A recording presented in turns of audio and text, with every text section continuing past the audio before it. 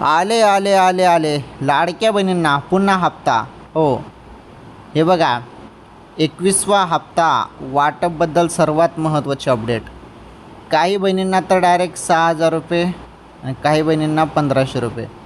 आता ज्या बहिणींनी KYC दुरुस्ती केलेली आहे त्यांना हे वाटप होऊ शकते, आणि ज्या बहिणींना पात्र आहेत आणि सर्व हप्ते रेग्युलर मिळत आहे, KYC बरोबर केलं आहे, त्यांना 1,500 रुपये नवा हप्ता. तर असं असणार आहे. हा नवा हप्ता म्हणजे मागील महिन्याचा मार्च महिन्याचा हप्ता असणार आहे, 21वा हप्ता.